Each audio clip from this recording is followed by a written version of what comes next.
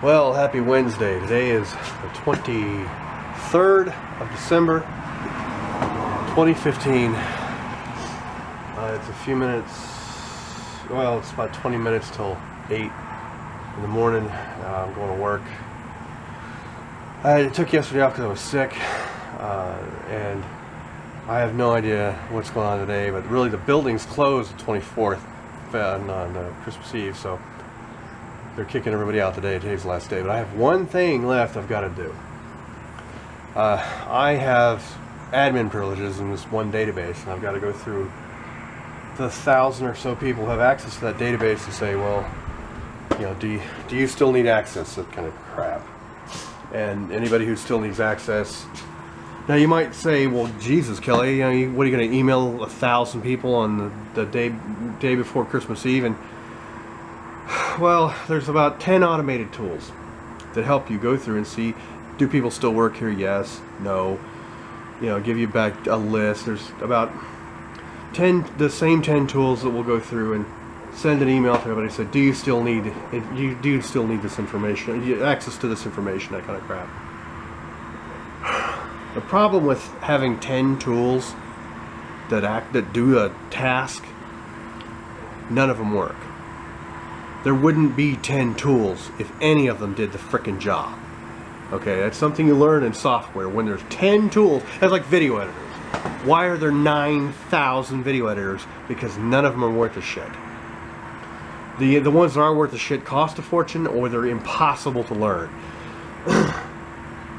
The ones that are easy to learn, you know, easy to use, well, they don't work. They crash, or they only do cookie cutter stuff or something. There's trade-offs, and that's why there's 9,000 video editors. That's why there's really only 2 picture editors on the computer. Okay, there's Photoshop and there's GIMP editor, and then there's everything else. Okay, the GIMP one is the open source one, and I know it's a very unfortunate name. It stands for GNOME.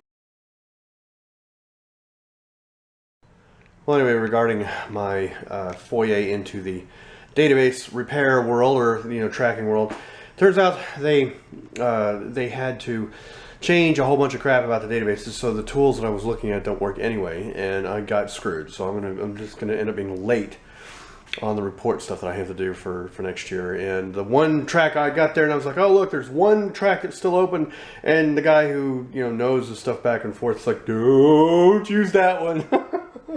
It'll screw us really bad.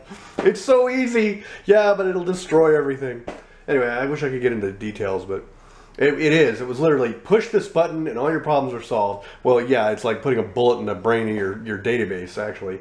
And it doesn't come out and tell you any of that until it's far, far too late. So glad I didn't get to push that button. But yeah, it's like the big red button that destroys the universe. But anyway, on with the rest of the video. When they tore down the old Wendy's, they put in a new one. They took down a tree and it was eating the power lines. And for a long time, I was standing here, as a matter of fact, when they were cutting it down. They had to cut down all pieces and then take the trunk out. As a matter of fact, one of the wires up here, that bottom cable one, came down and hit me in the shoulder when the guy was trimming the tree.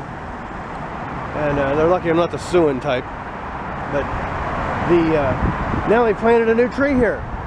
And the other one was just a little further down. I mean, it's going to do the same thing the old tree did, which is go right smack into the power line.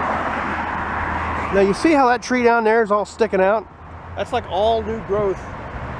What they do is they come in here and they top these trees, and then they'll cut them off flat if they're as tall as the wires. They'll cut them off, and even the trunk will go straight up, and then it'll go over and have tree over here.